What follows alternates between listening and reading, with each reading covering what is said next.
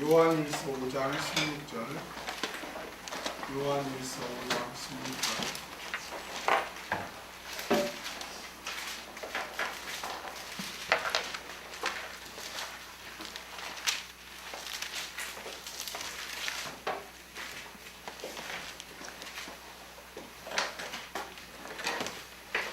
우리 한 절이니까 같이 읽겠습니다. 시작.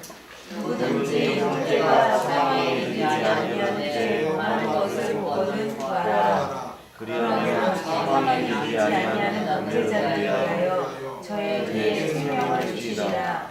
사망에 이르는 자가 있으니 이를 위하여 나는 구하라 하지 않노라. 아멘. 사함받지 못할 죄 또는 사망에 이르는 죄, 두 번째 시간으로 같이 말씀을 나누고자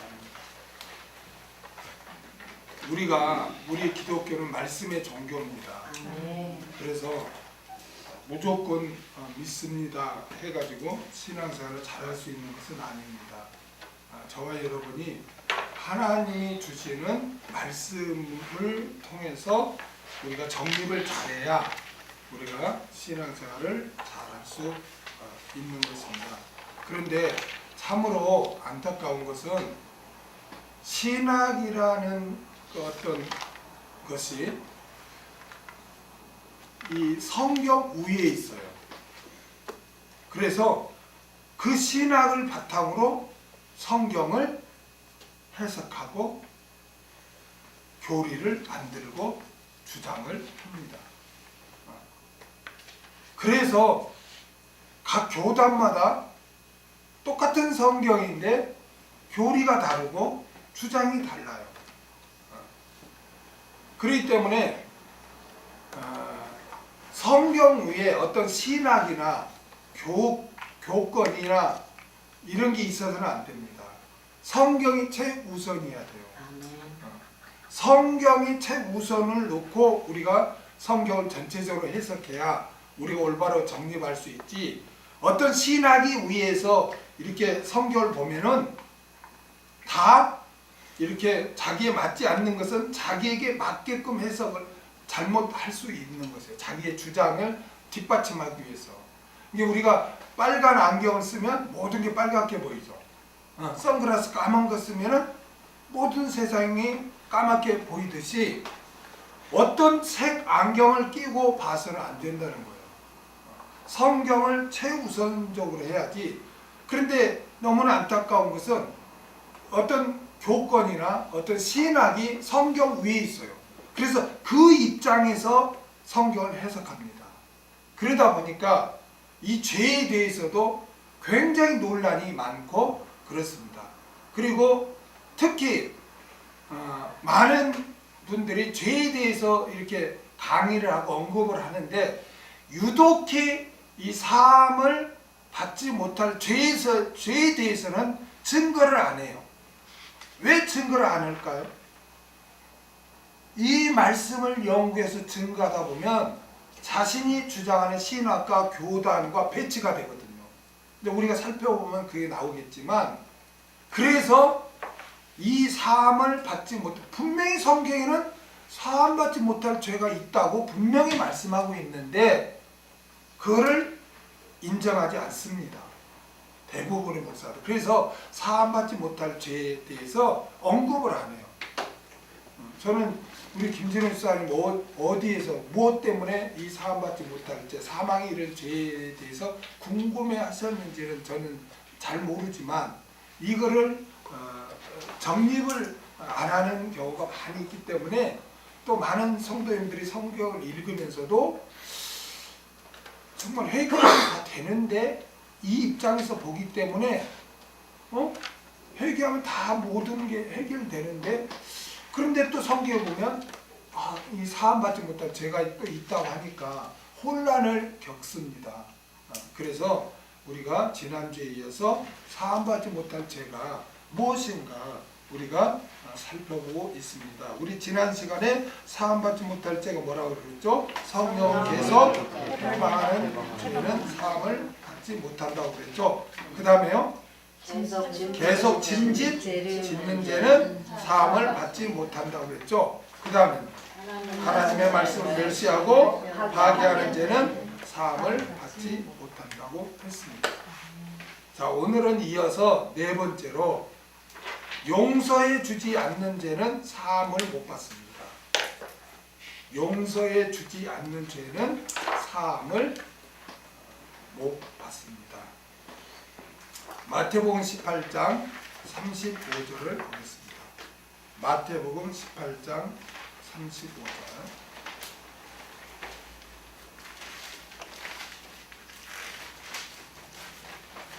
마태복음 18장 35절.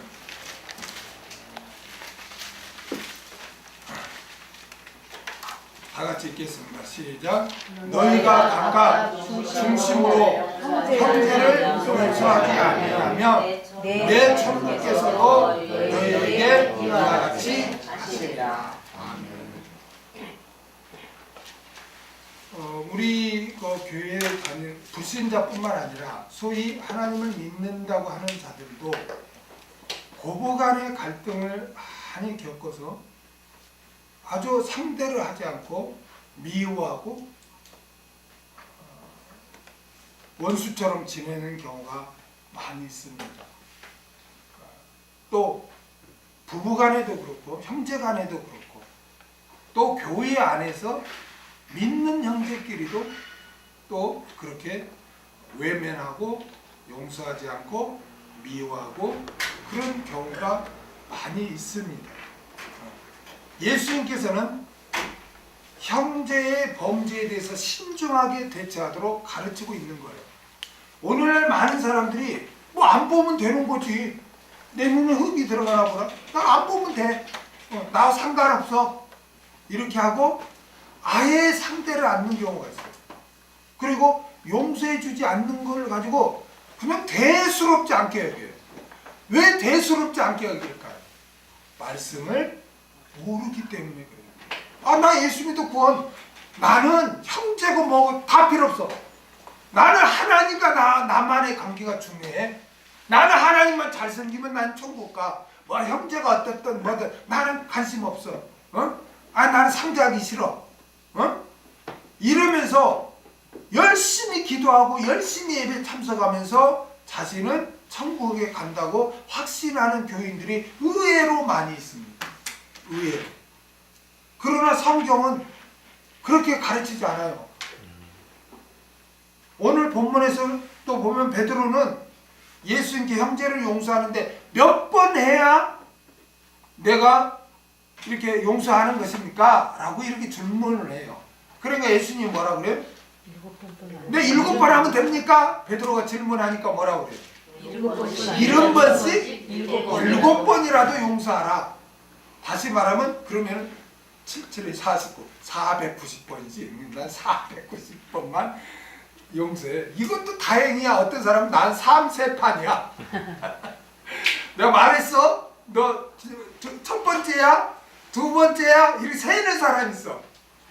한 번만 더 걸리면 너는 얄짤없어. 그거는요, 말씀을 무시하는 거예요. 예수님은 70번씩 그러니까 무한정 용서하라는 거예요. 무한정 용서하라는 거예요. 용서하다를 아포히엠이라고 해요. 아포히엠. 아포히엠이라고 하는데요. 이 아포는 뭐뭇으로부터, 히엠이는 떠나보내다. 그러니까 용서라는 것은 뭐냐면 형제가 저지른 죄나 실수에 대해서 이렇게 떠나보내는 것, 없애주는 것, 기억하지 않는 것, 이것을 용서라고 합니다. 나도 용서한다? 그럼 마음에 딱 두고 있어. 그리고 화날 때마다 3년 전, 5년 전 막 당신 그때 어찌고 저찌고 하면 또 끌어들여. 그건 용서가 아니에요. 무슨 사골뼈도 아닌데 왜 그렇게 울거먹어요? 응? 그냥 한번 용서해 준 것. 하나님은 죄 용서를 뭐라고 설명하냐면 나는 너희가 회개하면 너희 죄를 등 뒤에 던져버렸다 그래요. 등 뒤에 던졌다는 건 뭐예요? 다시는 보지 않는 걸 등 뒤에 던졌다는 거죠. 너희 죄를 내가 기억하지 않는다, 또 그런 말씀이에요. 그러니까 용서라는 거는 내 마음에서 완전 지워버리는 거야. 상대방의 실수, 허물을, 상처를 다 용서해주고 다 그럴 수 있어. 그럴 수 있어. 나는 하나님의 사랑을 받았기 때문에 나는 용서합니다 하고 다 잊어주는 거야. 그런데 말로는 용서했다고 하면서 부부싸움만 하면 그냥 신혼 연애 때부터 올라가는 사람이 있어. 막 그때 이랬지 막 그런 용서가 아니에요. 용서는요 나로부터 완전히 떠나보내는 거예요. 잊어버리는 거예요. 뭐라고? 내가 그때 당신한테 그랬잖아. 미안해. 언제? 그때 내가 그랬잖아. 3년 전에 내가 당신한테 그랬잖아. 난 기억이 없는데. 이 양반 집에 걸렸나? 내가 그때 당신한테 실수해서 미안했잖아.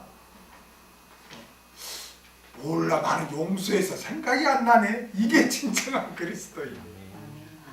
그걸 또 그래 맞아 그때 그랬지 하고 울고 먹으면 그 용서한 게 아니에요. 용서는, 진정한 용서는 떠나보내는 거. 아멘. 형제의 잘못이나 실수를 마음속에 담아두고 갚음을 요구하는 것이 아니라 형제의 잘못이나 실수를 완전히 잊어버리고 아무 일 없었던 것처럼 대해주는 거예요.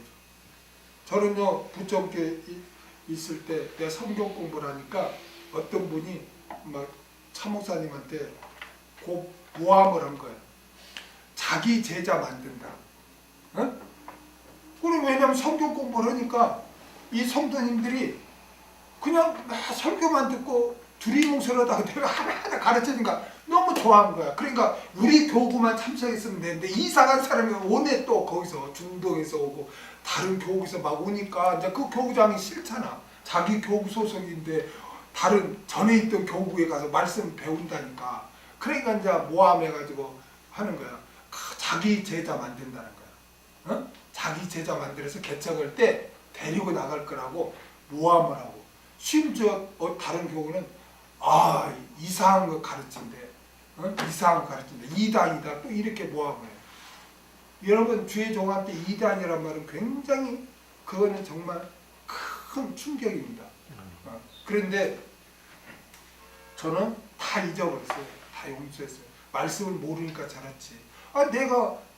내가 개척할 때 두고 봐라. 내가 데리고 나오는 거야. 그래, 난 병점에도 했잖아. 한 명도 안 따라왔어요. 한 명도. 권사님 아시죠?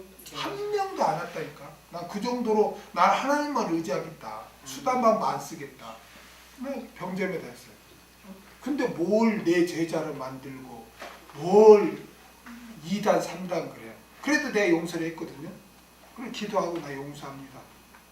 그런데 그렇게 이제 며칠 지난 다음에 화장실에서 단독으로 만났네. 소변 보러 하다. 그 사람이 더 놀래고 그래 나 들어가니까 단둘이 만난 거야. 한 교육자가 한 5, 60명 되는데 단둘이 코너에서 만난 거야.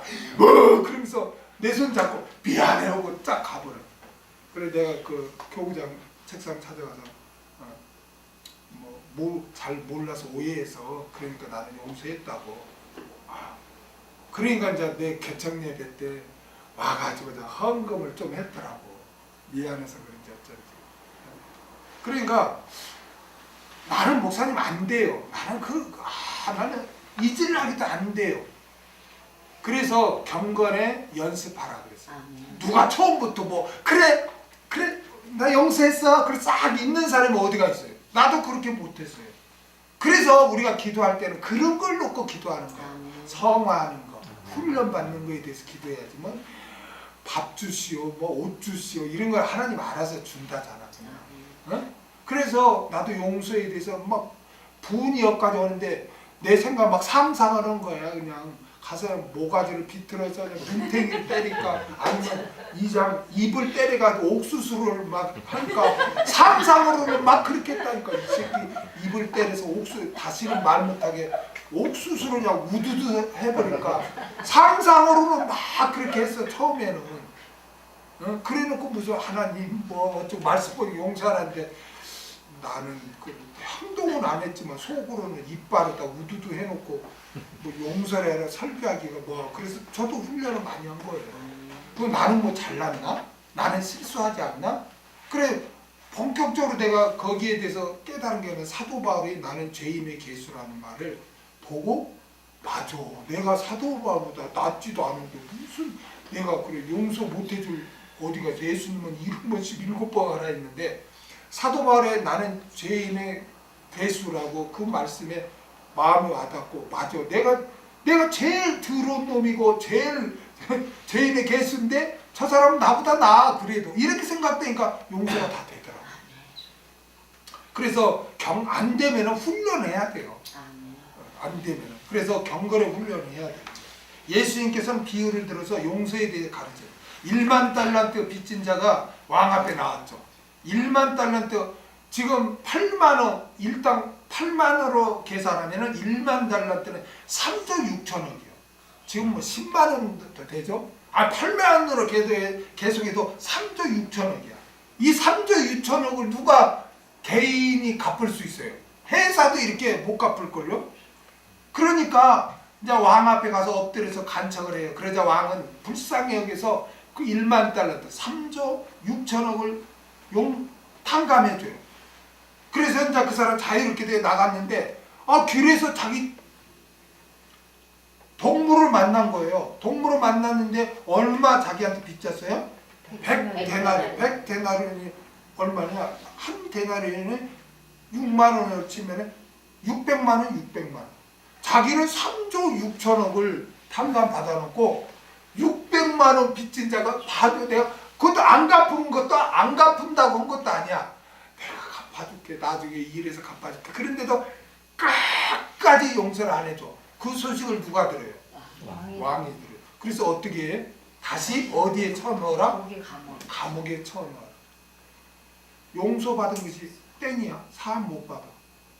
무서운 말이죠. 그렇죠? 이 비유를 마치신 예수님께서는 뭐라고 하십니까? 너희가 각각 중심으로 형제를 용서치 아니하면 하나님 아버지께서는 너희에게 이같이 하시리라. 너희가 용서하지 않으면 하나님도 너희를 용서하지 않는다는 거예요. 사함 못 받아요. 용서하지 않으면. 이 용서가 이렇게 중요해요, 여러분. 내가 해도 되고 안 해도 되는 것이 아니에요. 그러니까 이같이 하실 것이라는 것은 그냥 불신자한테 한 말이 아니죠.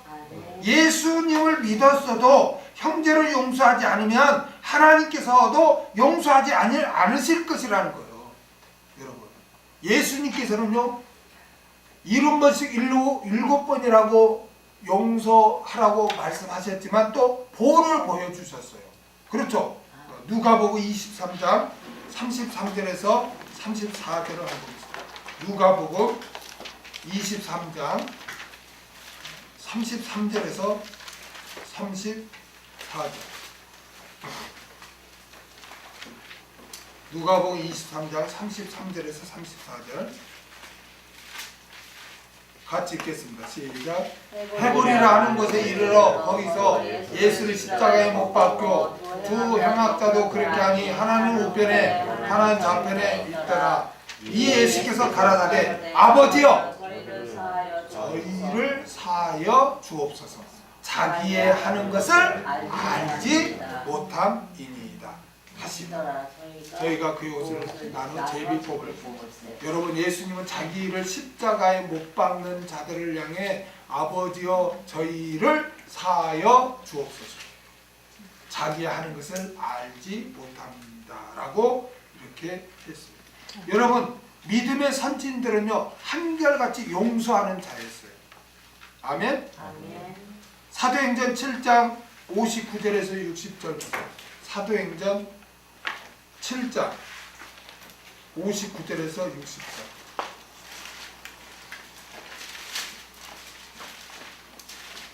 사도행전 7장 59절에서 60절.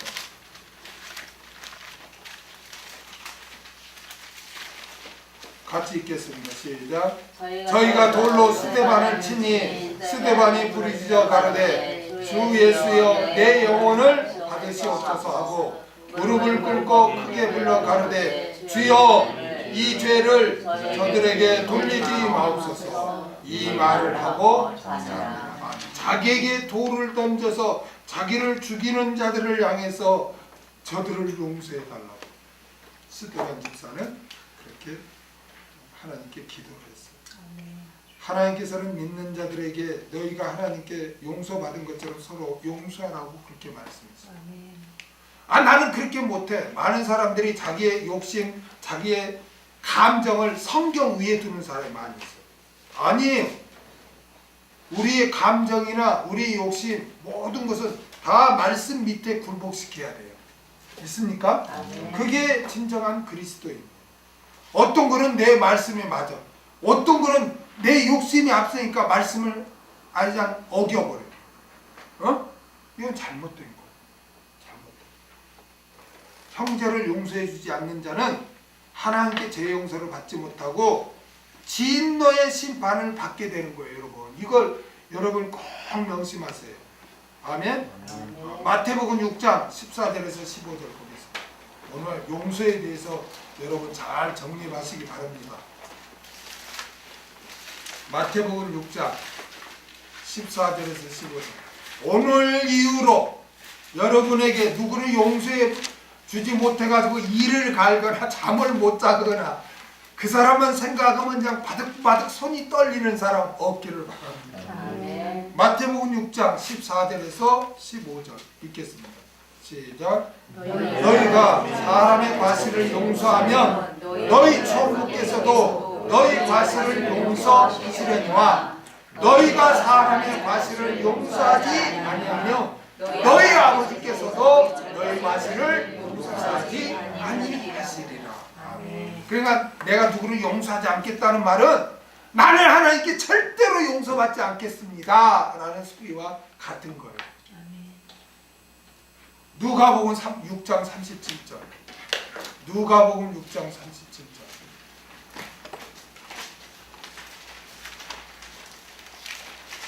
오늘 이후로 미워하는 사람이 없기를 바랍니다. 불쌍히 여기세요. 용납하세요. 아멘. 이해하세요. 그럴 수 있다. 이해하세요. 내가 죄인의 개수인데 누구를 용서 못합니까? 누가복음 6장 37절 읽겠습니다. 시작. 비판치 말라. 그리하면 너희가 비판을 받지 않을 것이요 정죄하지 말라. 그리하면 너희가 정죄를 받지 않을 것이요 용서하라. 그리하면 너희가 용서를 받을 것이요 용서하라. 그리하면 너희가 용서를 받을 것이요. 행위언약이에요. 행위언약. 아멘. 인간은 원죄를 가지고 태어난 죄인입니다. 이 죄를 사함받기 위해서는 어떻게 해야 돼요? 예수님을 믿어야 돼요. 아멘. 그래서 예수님을 믿는 자는 죄 용서를 받고 원죄 용서를 받고 구원을 얻게 됩니다. 그런데 이게 끝이 아닙니다. 원죄를 사함 얻은 자가 형제의 자범죄를 용서하지 아니하면 원죄 사함 얻은 것이 아무 소용없게 된다. 그래서 진노의 심판을 받게 됩니다. 우리는 이 점을 명심해야 돼요. 용서는 내가 해주고 싶으면 해주고 하기 싫으면 하지 않고 그런 것이 아닙니다. 반드시 해야만 해요. 왜? 우리는 하나님께 용서받은 자이기 때문입니다. 아멘. 하나님께서는 항상 내 죄를 먼저 용서해 주었기 때문에 그걸 기억하고 너희가 서로 용서하라고 그렇게 말씀해요. 여러분 용서를 할 때요 항상 기억해야 될 게 하나님이 나를 용서해 주었다는 것을 먼저 기억하세요. 그럴 때 용서할 수가 있는 거예요. 에베소서 4장 32절. 에베소서 4장 32절. 이렇게 용서에 대해서 말씀을 나누면 옛날에 어떤 집사님이 성경 공부할 때 뭐라 하는지 아세요? 네?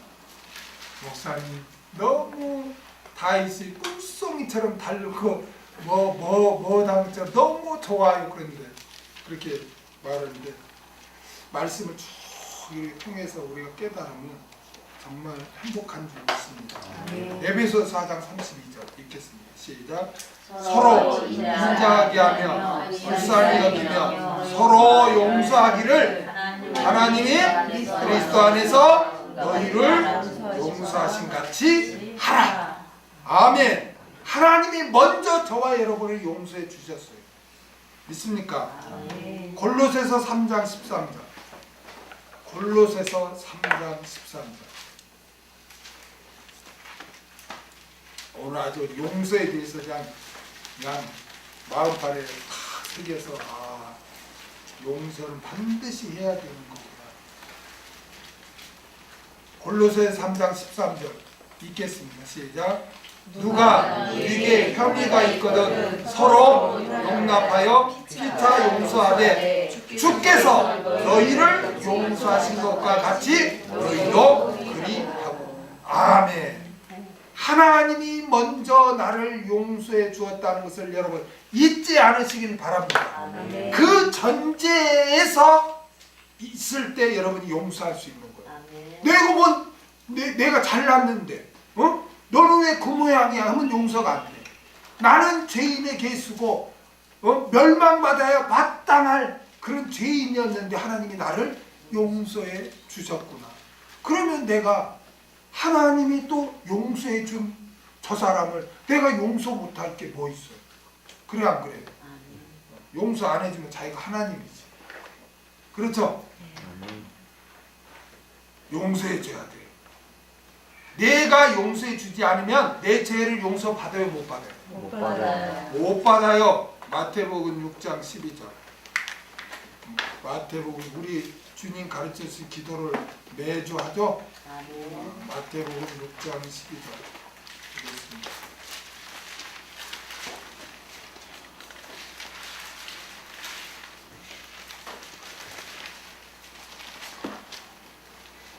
읽겠습니다. 시작.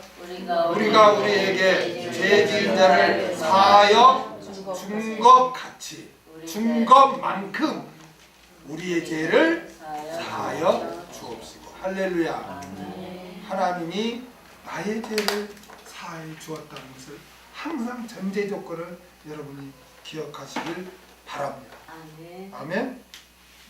마태복음 6장 14절에서 15절. 마태복음 6장 14절에서 15절 읽겠습니다. 시작. 너희가 사람의 가식을 용서하면 너희 천국에서도 너희 가식을 용서하시리라. 너희가 사람의 가식을 용서하지 않으면 너희 아버지께서 너희 가식을 용서하시리라.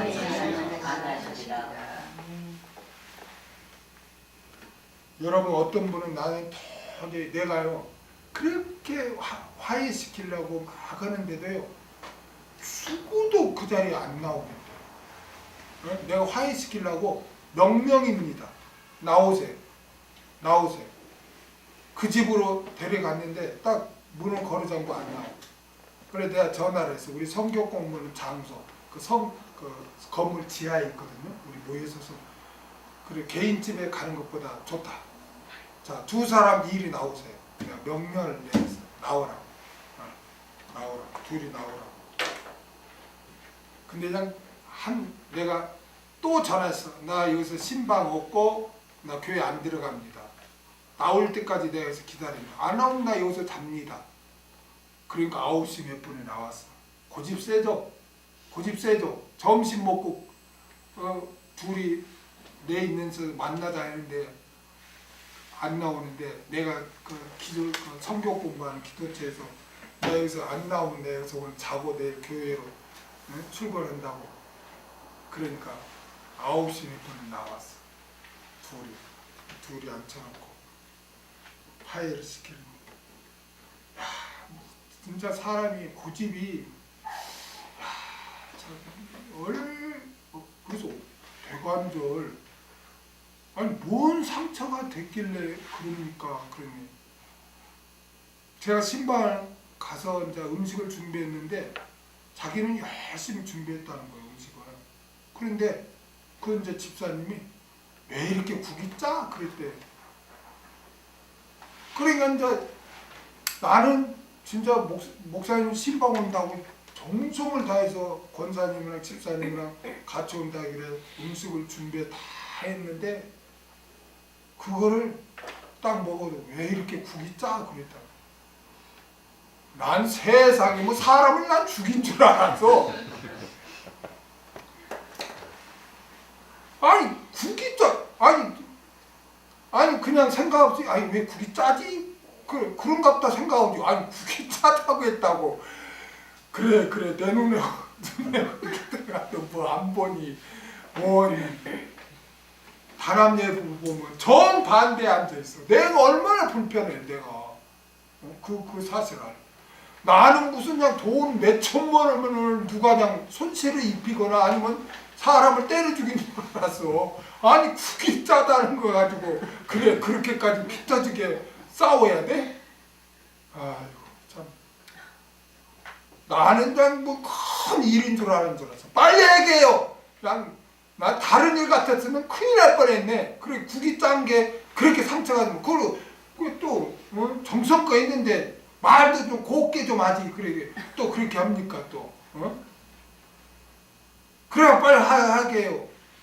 그랬는데 너 이제 붙잡고 뭐 고백하라고 했더니 나중에는 붙잡고 울고 또 아이고 내가 집에 밤늦게 운전하고 돌아오면서 이게 뭔가 누가 알기가 참 이거 그냥 겁난다. 누가 다른 교우가 알까봐. 그래 국이 짠이 어쩌니 해가지고 그렇게 막 눈에 뭐 보니 안 보니 하다가 또 그냥 펑펑 끓라고 우는 건 또 뭐예요?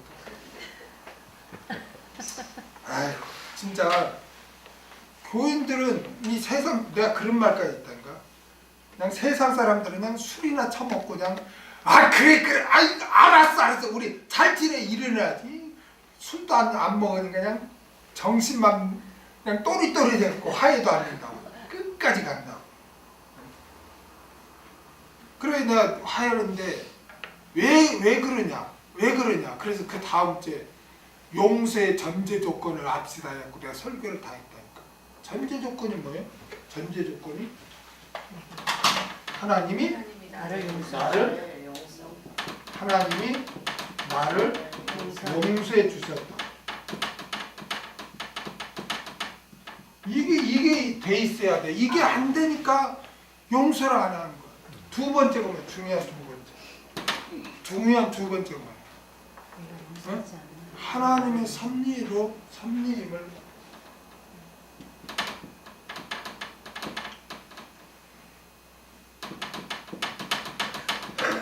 하나님의 섭리로 알아야 돼.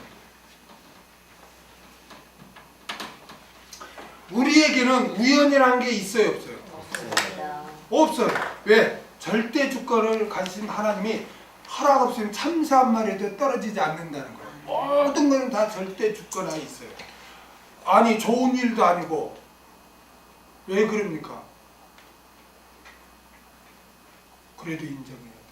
난 장모님이 막 뇌경색으로 입원했는데 이제 뇌전증까지 막 생겨가지고 화장실 가다 막 몇십 조간 본인이 의식을 잃고 그걸 하루에 몇 번씩 해요. 그래서 간호사들이랑 의사는 항상 붙어있어요. 누워있지도 못해. 누워있으면 아이고 왜냐면 가다가 쓰러져서 찌거나 난리 나면 병원 책임이거든요. 병원 책임이에요. 그러니까 항상 지키고 있으라는 거예요. 그 다른 간병인들은 그냥 뭐 뇌졸중이야 뭐 중풍이야 이렇게 걸으라 다니고 그러니까 뭐 그냥 뒤따라가고 누워있기라도 하지 언제 일어나서 화장실 갈지 걸을지 모르니까 그냥 팩 쓰러지는 거야. 그리고 본인은 몰라요. 그래 막 여러 가지 일이 이렇게 발생했을 때 왜 나에게 참 이런 일이 있을까 처음에 그런 일을 생각하면서 절대 주권은 하나님께 있는데 네? 나를 더 깨뜨리고 더 하나님을 의지하라고 교만하지 말라고 하나님이 나에게 이런 시련을 허락해 주는구나. 난 그걸 받아들여. 그래 마음이 편해. 내가 여기서 훈련 받으면 되지. 그동안에 뭐 내가 장모님한테 잘한다고 뭐 말을 전도는 했지만은 내가 얼마나 잘했는가. 전화를 내가 뭐 한다고 했는데 다 하지 못해. 뭐 저는 할 말이 생각이 안 나요. 난 이상한 게. 그래서 뭐 식사했습니까? 뭐 요즘 날씨가 이랬는데 어떻습니까? 그러고 생각이 안 나. 그리고 장모님도 가만히 있으니까 얼마나 어색한지. 그래갖고 전화를 걸 때면 막 내가 긴장을 다 해. 뭐. 그런 내가 막 썼다니까. 뭐라고 해야 될까? 내용을. 그래서 내가 장모님은 그 영혼을 정말 내가 정말 불쌍히 여겼는가. 내가 진정으로 내가 사랑을 했는가. 내가 형식적으로 하지 않았는가. 그래가지고 이번에 병원에 갈 때 화장실 갈 때도 같이 가고 밥 먹을 때도 같이 먹고 뭐 하니까 남들이 아들인 줄 알아. 아들인 줄 알 때 그래 나중에 아니야 저 사이래. 그러니까 사이? 뭐 난생 이 사이가 이렇게 하는 거 난 처음 봤다. 뭐 이런 사람 딱 하고 그래 한참 더 아니요 저거 목사님이래. 그러니까 그렇지 또 이런 분도 있고. 그래서 이번 계기에 하나님 영광 받고 또 전도도 많이 하게 되고 또 장모님하고도 허물이 없고 그렇게 돼서 하나님의 절대 주권에 하나님이 이렇게 나를 훈련시키고 이렇게 사시면 얼마나 사시겠어요? 올해 77세인데 내가 가만히 보니까 80 몇 세 된 사람들은 거의 어르신들 이야기 보니까 85세 6세 되면 갑자기 기력 딸려서 막 병이 오고 죽고 그런대. 다 어르신들 말이. 그래 내가 가만히 계산하니까 77세면 85세로 계산하면 앞으로 10년도 안 남았구나. 그럼 내가 잘 이렇게 복음도 전하고 사랑으로 잘해서 천국 갈 수 있도록 이건 기회가 아닌가. 그리고 지금 허물이 없었어요. 뭐 어떤 뭐 오줌 싸 모든 내가 또 올려도 주고 하니까 이제 그 정도니까 허물이 없는 거야 지금.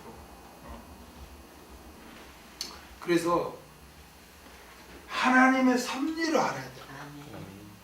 하나님의 섭리를 알 때 용서해 준다. 왜 저 사람에게 이렇게 내가 상처를 입고 왜 저 사람을 통해서 내가 괴로워하고 어려운 일을 당했는가? 이거는 우연히 일어난 것이 아니라 하나님의 절대 주권하에 하나님이 섭리하셨다. 그거를 인정할 때 용서를 할 수가 있는 거예요. 전제 조건 두 번째. 누가 그랬는가? 요셉이 그랬어요. 요셉. 창세기 45장 5절에서 8절을 한번 보겠습니다. 창세기 45장 5절에서 8절.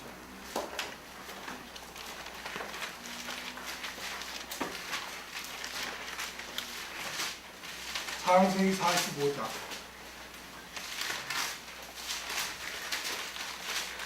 5절에서 8절.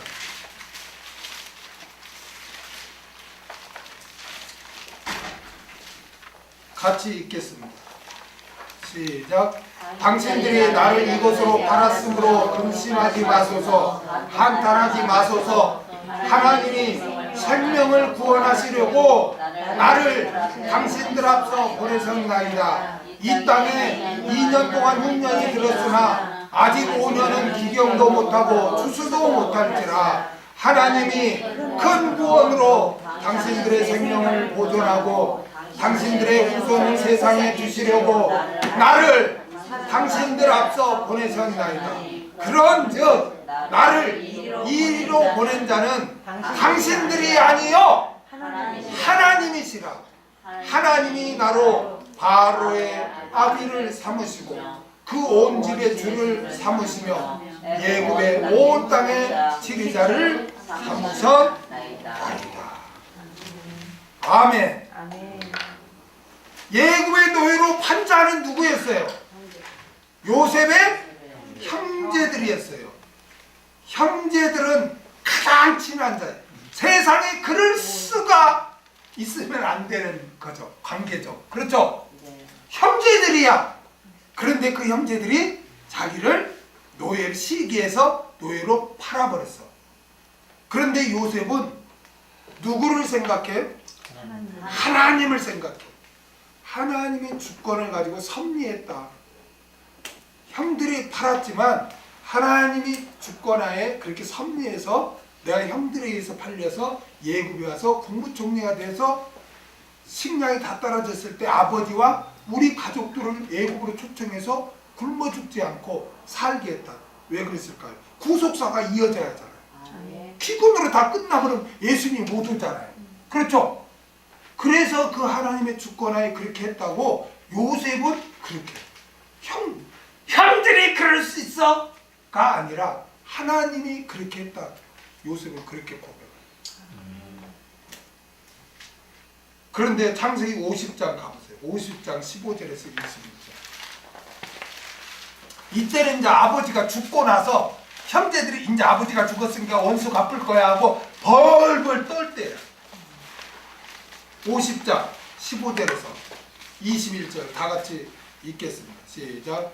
요셉의 형제들이 그 아비가 죽었음을 보고 말하되 요셉이 혹시 우리를 미워하여 우리가 그에게 행한 모든 악을 다 갚지 아니할까 하고 요셉에게 말을 전하여 가로되 당신의 아버지가 돌아가시기 전에 명하여 이르시기를 너희는 이같이 요셉에게 이르라 내 형제들이 내게 악을 행하였을지라도 이제 바라건대 그 허물과 죄를 용서하라 하셨다 하라 하셨나니 당신의 아버지 하나님의 종들의 죄를 이제 용서하소서 하매 요셉이 그 말을 듣고 들을 때 울었더라. 그 형들이 또 친히 와서 요셉 앞에 엎드려 가로되 우리는 당신의 종입니다. 요셉이 그들에게 이르되 두려워 마소서 내가 하나님을 대신하리이까 당신들은 나를 해하려 하였으나 하나님은 그것을 선으로 바꾸사 오늘과 같이 만민의 생명을 구원하게 하시려 하셨나니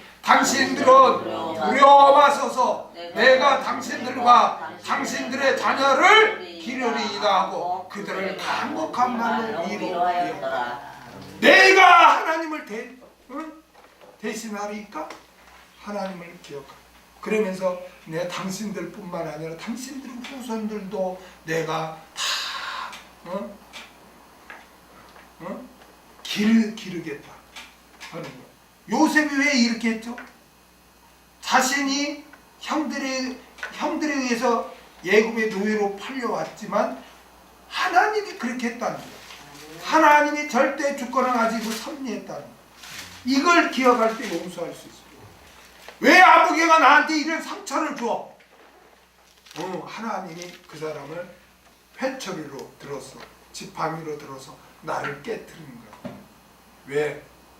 교만하지 않도록 하나님을 의지하도록 그렇게 성화하도록 그렇게 세상 추구하지 않도록 그 사람을 들어서 나의 상처 주고 오직 주만 바라보라고 주님이 그냥 짜자잔 이거사 나를 봐 하고 꽉 뺨을 때리겠어요? 눈에 보이는 나와 관계된 사람을 통해서 하나님이 징계하지. 그렇죠? 아니 미국 사람을 통해서 징계하겠냐고. 나와 관계된 가까운 사람을 통해서 나를 깨뜨리는 거지. 그러니까 하나님의 주권하에 하나님의 섭리를 인정할 때 용서할 수 있다. 그 사람이 나에게 상처를 준 것도 하나님의 주권하에 하나님이 그렇게 섭리하셨어요. 아멘? 그걸 믿어야 돼요. 그걸 믿어야 돼요. 하나님 그럴 수 있습니까? 그거는 그리스도인이라고 할 수가 없어요. 그럴 수 있다. 할렐루야. 한 구절만 더 보겠습니다. 사무엘하 16장 5절. 사무엘하 16장 5절. 여러분 항상 하나님의 주권을 인정하고 하나님의 섭리하셨다는 것을 인정하고 상대방이 나한테 그렇게 상처를 준 것도 하나님의 섭리임을 알고 여러분이 깨어지고 낮아지시길 바랍니다. 하나님만 의지하시기 바랍니다. 다윗 왕이 바울임의 이 이름에 거기서 사울 집 족속 하나가 나오니 게라의 아들이요 이름은 시므이라. 저가 나오면서 연하여 계속하여 저주하고 막 욕하고 또 다윗과 다윗 왕의 모든 신복을 향하여 돌을 던지니 그때 모든 백성과 용사들은 다 왕의 좌우에 있더라. 지금 이때가 언제냐면 자기 아들이 반역을 해가지고 다윗이 지금 도망 나온 때예요. 도망을 나왔는데 거기서 시므이라는 사람이 지금 그 다윗이 얼마나 급했냐면 있잖아요. 자기 나라에 있으면 자기가봐 옛날에 그 자기가 물리쳤던 골리앗 있죠. 골리앗의 고향인 블레셋까지 도망갔어. 이스라엘이 그 블레셋에 있으니까 못 쫓아올 거 아니야. 얼마나 다급하고 얼마나 저기 했으면 군사 몇 명 데리고 그것도 자기 아들이 반역했잖아. 남이 아니고. 어? 그래가지고 그 데리고 또 유대 땅을 도망가는 게 아니고 자기가 옛날에 물리쳤던 그 블레셋으로 도망간 거야, 이 다윗이. 근데 그 블레셋에 갔더니 시므이라는 사람이 막 욕을 하고 피를 흘린 자, 이게 살인자죠. 비루한 자요, 깡패 불량자요, 막 욕을 하면서 가거라 꺼져라 네가 왜 블레셋에 오나 꺼져라 막 그런 거예요. 사울의 족속의 모든 피를 여호와께서 내게 돌리셨도다. 봐라, 네가 사울왕 죽였지, 사울왕 패하고 네가 왕이 됐지, 그거 너 하나님이 너 저주한 거야. 네가 그렇게 된 거는 네 아들한테 반역을 당한 거는 그래 하나님이 그렇게 한 게 얼마나 상처가 되는 말이에요. 그렇죠? 여호와께서 내게로 돌리셨도다. 그 대신에 내가 왕이 되었으나 여호와께서 나라를 내 아들 압살롬의 손에 붙이셨다. 압살롬이 반역을 해서 자기 아버지를 반역이라고 쫓아내버렸어. 지금 다윗의 심정이 어때요? 하나님이 이럴 수 있습니까? 뭐 다윗의 왕이 일을 영원히 한다고 그렇게 해서 왕으로 세워놓고 기름까지 부어놓고 그것도 자기 아들한테 했다는 게 얼마나 비참합니까? 다윗이 아들이 반역을 했다니까. 그것도 적군 블레셋까지 도망가서 나중에는 막 미친 사람처럼, 왜 제정신님은 또 공격할까봐 이거 쟤 미쳤어 내버려 둬라 그런 소리 들으려고 막 침을 개를 흘리고 돌아다녔단 말이에요. 근데 그때 이제 수르야의 아들 아비새가 왕께였자는데 이 죽은 개가 어찌 내 주 왕을 저주하리까? 청컨대 나로 건너가서 저의 머리를 베게 하소서. 저것 심의 저것 칼로 모가지를 베버립시다. 옆에 이제 다윗을 호위하던 수르야의 아들 아비새가 그렇게 말을 해요. 그때 다윗 왕이 10절에서 뭐라고 하는지 아십니까? 왕이 가로되 수르야의 아들들아, 내가 너희와 무슨 상관이 있느냐? 저가 저주하는 것은 누가? 여호와께서 저에게 다윗을 저주하라 하시니 내가 어찌 그리하였느냐 할 자가 누구겠느냐? 하나님의 섭리로 받아들인 거예요. 하나님의 섭리. 저 시므이를 칼로 베버립시다. 놔둬라. 하나님이 저 시므이를 들어서 나를 이렇게 모욕당하게 하고 하는 거다. 내버려 두라.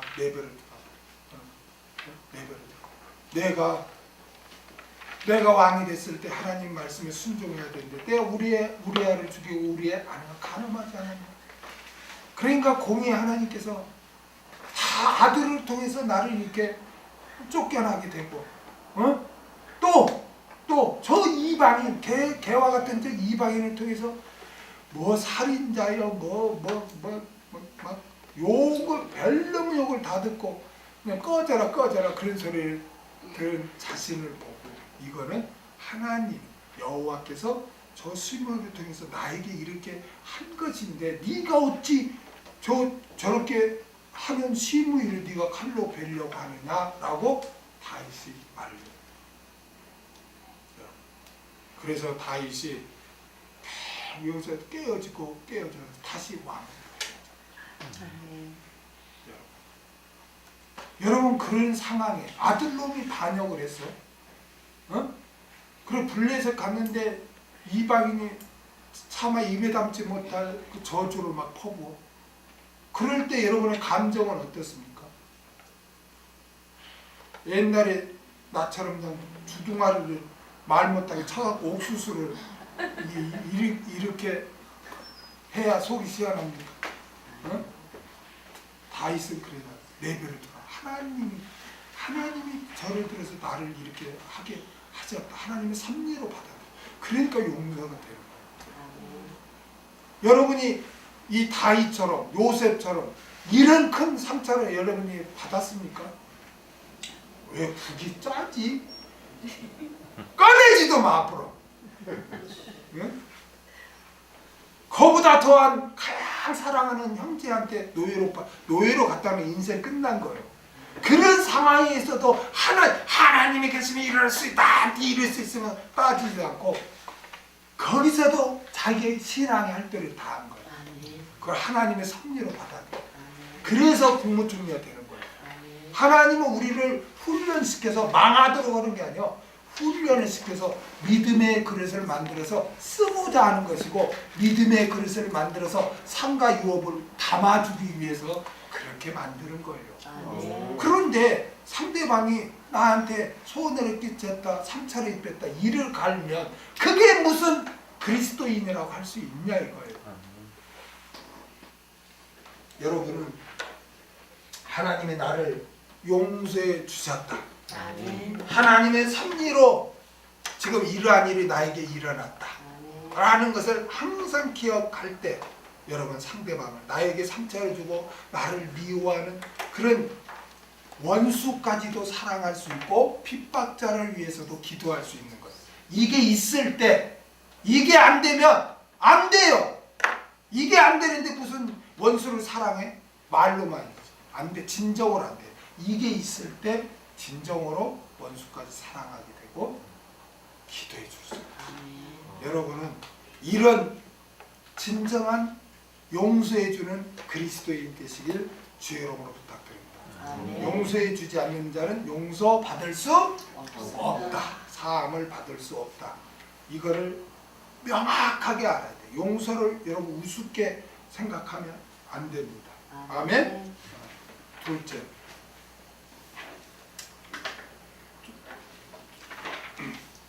두 번째로 우상 숭배를 계속하는 자는 사함을 못 받습니다. 우상 숭배를 계속하는 자는 사함을 못 받습니다. 요한계시록 21장 8절. 요한계시록 21장 8절.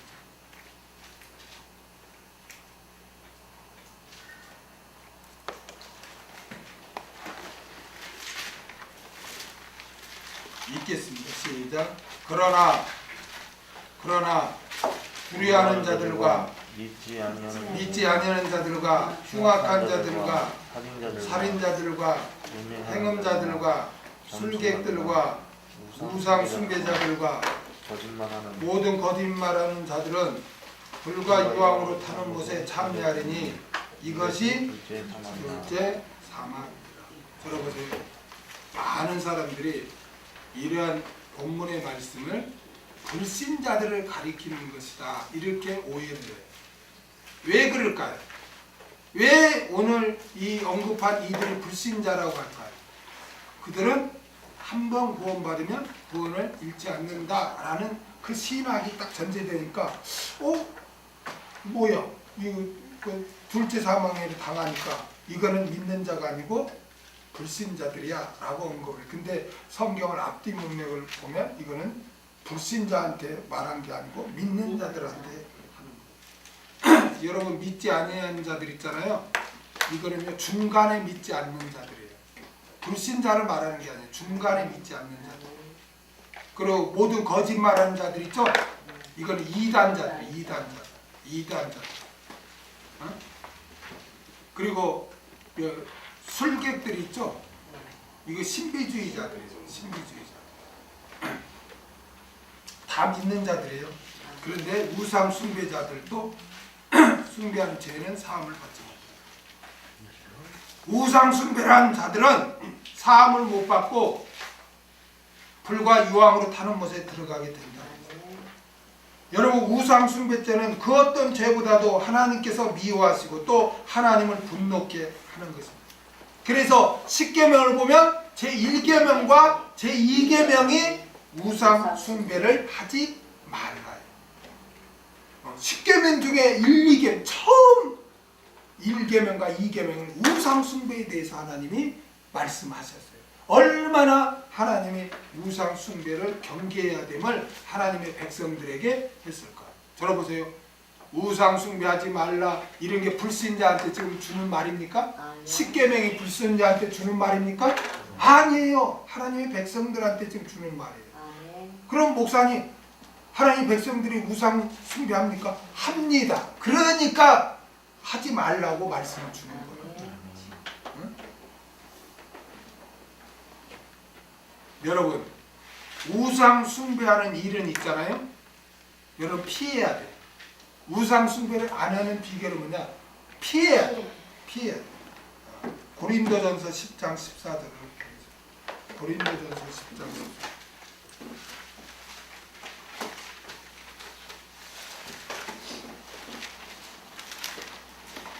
고린도전서 10장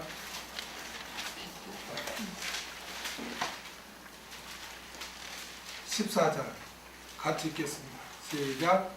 그런즉 내 사랑하는 자들아 우상 숭배하는 일을 피하라. 도망가라 이거 도망가라. 응? 도망가라. 우상 숭배하는 일은요 여러분 도망가요. 목사님 아이고 교회 다니면서 우상 숭배하는 자가 어디가 있습니까? 너무나 많아요. 너무나. 교회 다니면서 제사 드린 사람 얼마나 많습니까? 어? 어? 제사 드린 사람이 엄청 많아요. 교회 다니면서.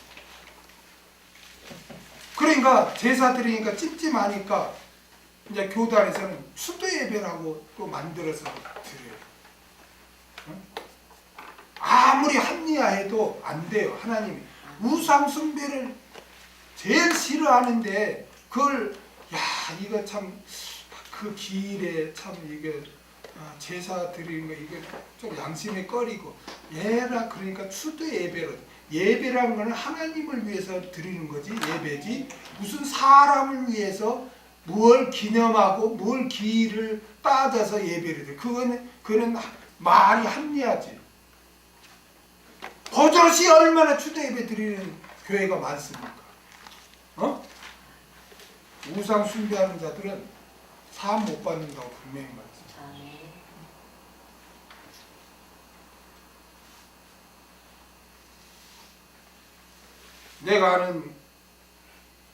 내가 우상 숭배 제사는 드리지 말고 제사 음식 절대로 먹지 마라.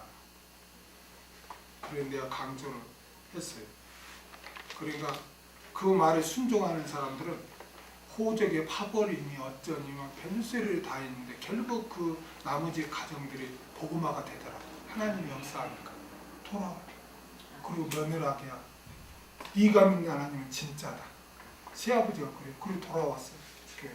그런데 합리화해가지고 나는 가서 뭐 상에 올라간 것만 안 먹고 절만 안 입고 뭐 하면서 계속 합리화하면서 참석하는 사람은 가족 복음화가 안 돼. 안 돼. 하나님이 역사할 수가 없죠. 피해라 그랬잖아. 피해라. 도망가라. 도망가라. 내가 목회에 들어가서 목요일에 말씀을 증거했는데 이제 뭐 새로 이렇게 세일을 들어가기 위해서 다시 이렇게 정비를 한다든가 뭐 기계가 들어오면 꼭 뭐 할까요? 고사지네. 돼지머리 원적으로 다. 근데 우리 부서에 그걸 했어. 나 조퇴한다고 점심 때 나가봤어. 난리가 난 거야. 내가 주선하고 다 해야 되는데 나 그냥 몸 아프다고 조퇴서 내고 나가면 되니까 그것도 미리 말도 안 타가 당일날 딱 나가보니까 난리가 나는 거야. 부정탄다 뭐니까. 그러니까 이제 막 전화가 오는 거야. 이제 당신 큰일 났다. 당신 큰일 났다. 이제 당신은 뭐가지 나갔다. 뭐 지금 난리가 났다. 그래서 그냥 지금 식품부에 가서 식품부 과장 이게 그 정육점 코너가 있잖아요. 그 사람이 급히 뭐 돼지 머리를 어떻게 준비해 와서 어떻게 식품부 그 부서에서 지금 주관을 해가지고 간신히 했는데 이제 이제 당신은 심할서 쓰고 뭐하고 이제 당신은 끝났다. 막 여기저기에서 막 전화가 왔어. 내가 도망가 버렸으니까. 그래서 뭐 사직서 쓰라면 뭐 쓰지 뭐 하나님이 계시는 난 그때는 그냥 왜 그렇게 배짱이 좋았는지 지금 그렇게라고 못할 것 같아. 그때는 왜 그렇게 배짱이 좋았는지 그만두면 그만두는 거지 뭐. 그렇게 이제 딱 갔어. 이게 다들 이제 위에서 나한테 어떤 지시 전달이 내려오는가 다 주시하고 있는 거야. 한나절이 돼도 아무 소리 안 나와. 아무 소리 뭐 심할서 쓰라니 올라오라니 아무 소리 없어. 그냥 근무를 했어. 나중에 알고 보니까 거의 얼마 전에 안타깝게 그 롯데 문제가 생겼을 때 그 이인원 상무라고 자살해서 양평인가 어디 가서 뒤집쓰고 그분이 장로예요. 그때 나 있을 때는 그분이 이사였어. 이사였다고. 신우 예배도 가끔 나오고 주위에서 그냥 뭐 어떻게 해야 된다 뭐 해야 된다. 근데 이 사람은 신용자 그 오른팔이거든. 신복이야. 그러니까 그 사람이 2인자까지 올라갔잖아. 그리고 롯데 문제가 생겼을 때 양평인가 어디 자기 집 보러 간 데서 자살했잖아. 유서 써놓고 자기가 다 짊어지고 간다고. 이게 그 사람이 그때 이사였거든. 장로님이었고. 그러니까 뭐 그냥 뭐 사표를 해야 되니 세상이 사업 잘 되라고 이렇게 했는데 말이야. 책임자가 그냥 준비도 안 하고 막 직무유기다 뭐다 막 해야 되는데 그 사람이 너 자기 신념으로 그렇게 한 거다. 그 사람이 얼마나 열심히 하냐. 열심히 한 사람 나와봐라. 그렇게 열심히 하는데 왜 그렇게 했겠냐. 그건 다 자기 종교적인 신념으로 그렇게 한 거다. 그 종교적인 그 이유로 하면 문제가 된다. 이렇게 그러니까 다른 사람들도 아무 말 못한 거야. 그리고 싹 넘어갔어. 주위에서 와 진짜 하나님이 계시다. 불신자들도 야 하나님 살아계셔. 야 대단하다. 막 그렇게 한 거야. 우상 숭배를 철저히 피하고 경계하고 하면 하나님이 함께합니다. 아멘. 그러나 지켜줘요. 그러나 타협하고 합리하고 묻어가면 하나님이 절대 그 사람을 보호해주지 않아요. 지켜주지 않아요. 지켜주지 않아요. 하나님은요 우상 숭배라면 아주 십계명 중 1, 2계명을 딱 정할 정도로 싫어한다고. 아멘. 그런데 뭐 제사를 드려? 그 제사 음식을 먹어? 어떤 분은 이렇게까지 우리는 믿음 있자. 믿음만 있으면 우상점을 먹어도 된다고. 해석을 여러분 잘해야 돼. 믿음 있다고 우상점을 먹으라는 게 아니에요. 그 말씀은. 근데 엉터리로 해석을 믿음만 있으면 먹으라. 그럼 성경이 무슨 되게? 성경은 우상점을 먹으면 하나님이 죽인다고 그랬어요. 계시록 2장 14절에서 15절. 계시록 2장 14절에서 15절. 계시록 2장 14절에서 15절. 같이 읽겠습니다. 시작. 그러나 내게 두어 가지 책망할 것이 있나니 거기 내게 발람의 교훈을 가르치는 자들이 있도다. 발람은 우상의 재물을 먹게 하였고 또 행음하게 하였느니라. 이와 같이 내게도 니골라 당의 교훈을 지키는 자들이 있도다. 그러므로 회개하라. 회개하지 아니하면 내가 내게 속히 임하여 내 입의 검으로 그들과 싸우리라. 아멘. 그 다음에 계시록 2장 21절에서 22절 보죠. 시작. 아니 20절부터 시작. 그러나 내게 책망한 일이 있더라. 자칭 선지자라 하는 여자 이세벨을 내가 용납하니 그가 내 종들을 가르쳐 깨워 행음하게 하고 뭘 먹게 하는도다? 우상의 재물을 먹게 하는도다. 또 내가 그에게 회개할 기회를 주었으되 그 음행을 회개하고자 아니하도다. 볼지어다 내가 그를 뭐가 이쁘다고 침상이야? 병상에 병상. 던질 터이요. 병상에 던질 터이요. 또 그러더불어 간음하는 자들도 만일 그 행위를 해겠지 아니하면 큰 환난 가운데 던지고 또 내가 사망으로 그의 자녀를 죽이리니 모든 교회가 나는 사람의 뜻과 마음을 살피는 자인 줄 알지니라. 내가 너희 각 사람의 행위대로 갚아주리. 우상 제물을 먹게 하고 그런 이세벨 같은 자 그런 싹군들이 있다는 거예요. 근데 그들의 교훈을 따라서 먹어? 너희들 내가 병으로 치거나 네 자식들 내가 죽이겠다. 어디 그런데 믿음만 있으면 먹어도 된다는 게 어디가 있... 그럼 이 말씀을 빼야지. 들어보세요. 어떤 분은 뭐라 하는지 알아? 믿음만 있으면 먹어도 되니까 나는 밥 먹기 전에 밥에다가 십자가를 둬. 십자가를 아무나 우상처럼 사용해. 십자가를 굽고 먹으면 괜찮대. 별 합리화를 다 그냥 만들어내고 있어. 아무리 그게 상에 올라온 밥에다가 십자가 그어놓고 먹는다 해서 그게 믿음으로 먹는 거예요? 그게? 에이구 참. 그럼 악은 모양이라도 버리라 하잖아. 근데 왜 굳이 합리화 시키면서 그렇게 하냐고. 모양이라도 버리라는데. 하나님은 제일 싫어해요. 응? 시편 106편 28절에서 29절에 오늘날 교회에서 제사 드리는 신자들이 얼마나 많이 있냐 이거야. 제사 음식 다 먹고. 그러면서 자기는 구원 천국 간대. 성경은 죄 용서 못 받는다는데. 시편 106편 28절에서 29절 읽겠습니다. 시작. 너희가 또 가을 월과 연합하여 죽은 자에게 사는 음식을 먹어서 그 행으로 주서를 거룩히 함을 인하여 제약의 그 중에 유행하였도다. 죽은 자에게 제사라는 거는 죽은 자에게 한 거죠. 그렇죠? 네. 죽은 자에게 제사한 뭘 먹어? 음식. 음식을 먹어서 그 행위로 주를 뭐 했다? 경록해 했다. 그런데도 믿음만 있으면 먹어도 돼? 어? 어디 그런 게 어디 있어 성경에? 아주 그냥 교인들을 그냥 아주 그냥 심판받도록 가르쳐요. 단호하게 제사 우상제물 먹지 마라, 피하라, 도망가라.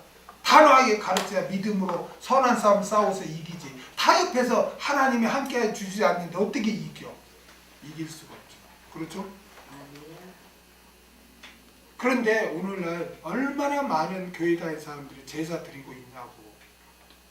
그래놓고 자기는 무슨 천국 간다고 그렇게 말을 해. 성경은 그런 자를 하나님이 진노한다고 그러는데. 어? 그리고 또 한 가지. 들어보세요.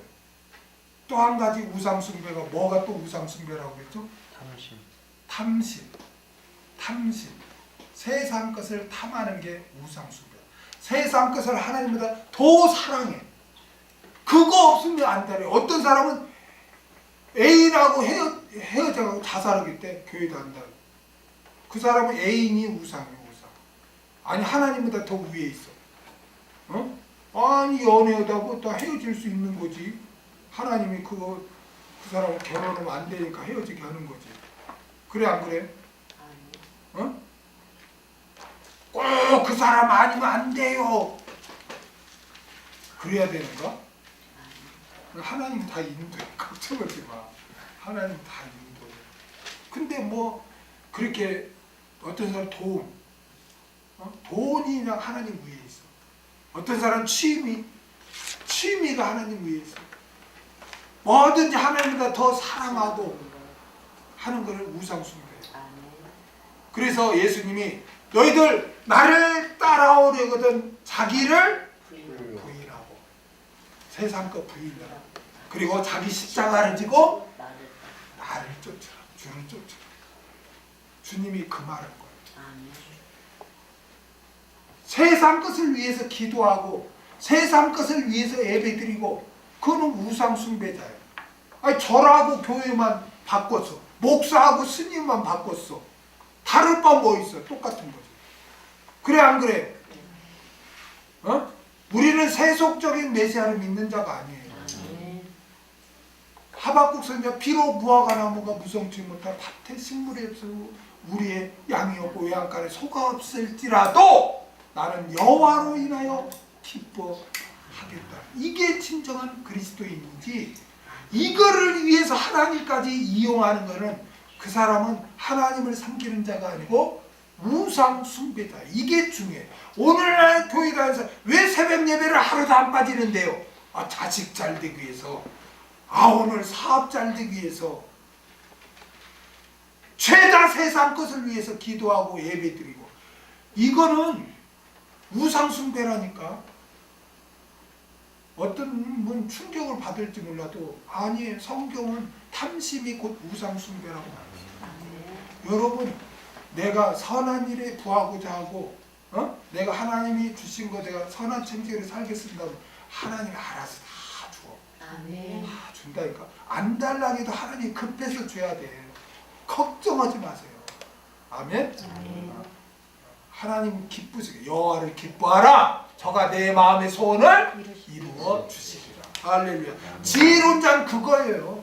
어떻게 하면 내가 하나님을 기쁘시게 할까? 이 궁리로 사는 거야. 그럼 하나님이 알아서 다 해.